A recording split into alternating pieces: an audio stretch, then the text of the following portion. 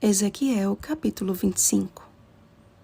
Tomarei deles grandes vinganças com furiosas repreensões, e saberão que eu sou o Senhor, quando eu tiver exercido a minha vingança contra eles. Versículo 17. Saindo do contexto de Israel e dos juízos divinos sobre o seu povo rebelde, o Senhor passou a declarar por meio de seu profeta os juízos que sobreviriam às nações inimigas de Israel, mediante a zombaria de Amon, o desprezo de Moabe, a atitude vingativa de Edom e da Filístia, com relação à casa de Judá. Deus revelaria o seu poder de justa vingança, de forma que esses povos reconhecessem que o Senhor é Deus. A vingança do Senhor jamais excede os limites de sua misericórdia e jamais minimiza a aplicação de sua perfeita justiça. Não pode ser comparada à vingança humana, pois que esta é impulsiva e movida pelo ódio. Desprovido de qualquer recurso material e com aparência simples, Elias foi o atalaia de Deus em tempos de completa apostasia.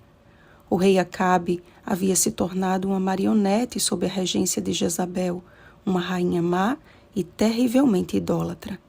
Ao profetizar contra a nação e declarar o período de seca que assolaria a terra, Elias expôs a situação da nação eleita, espiritualmente seca e sem vida.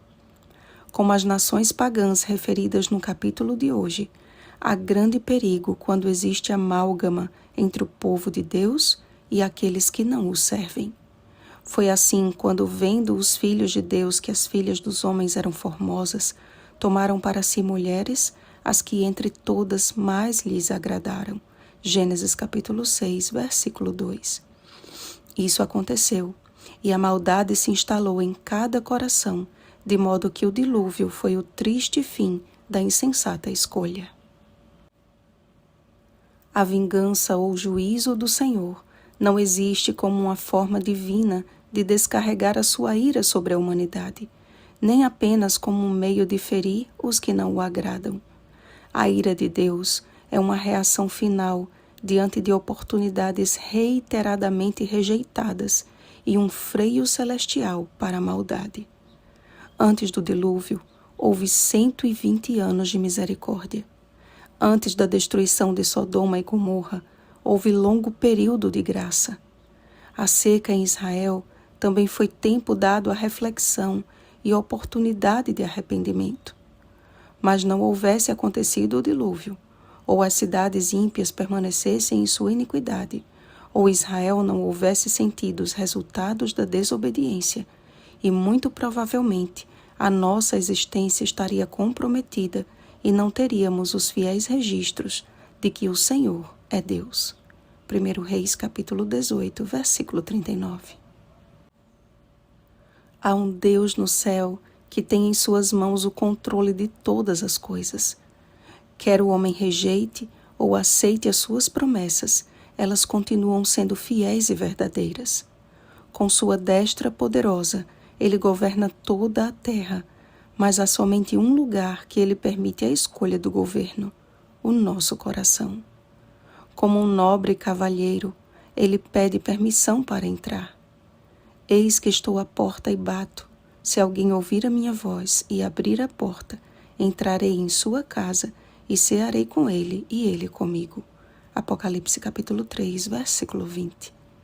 Desde a proclamação da primeira promessa, Gênesis capítulo 3, versículo 15, os filhos de Deus aguardam o dia de sua redenção. E às nações da terra tem sido proclamado o Evangelho eterno. Apocalipse capítulo 14, versículo 6. Logo, toda a terra será abalada pelos juízos finais de um Deus santo e justo. No término deste tempo oportuno de graça, o Espírito Santo apela à consciência de um mundo que tem sido manipulado pelas Jezabéis modernas. A nossa mente não pode entender as coisas espirituais e ouvir com clareza a voz de Deus enquanto estiver sendo bombardeada com as influências deste século. Novelas, filmes, séries, desenhos e até propagandas são as cartilhas da escola de Satanás para o controle da mente humana. Como povo do Advento, não podemos permitir que nossa vida seja vista como Judá foi vista por Moabe. Eis que a casa de Judá é como todas as nações. Como discípulos de Jesus, somos chamados a ser diferentes, a andar assim como ele andou. 1 João capítulo 2, versículo 6. Então, quando sobrevierem os juízos finais sobre a terra, não teremos o que temer, pois veremos o cumprimento da fiel promessa do Senhor.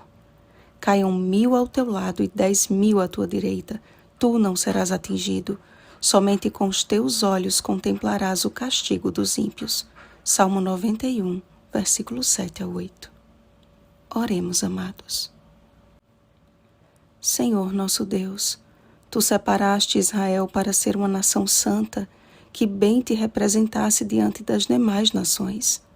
Mas Israel se corrompeu e não quis te dar ouvidos, de modo que caiu nas mãos de seus inimigos.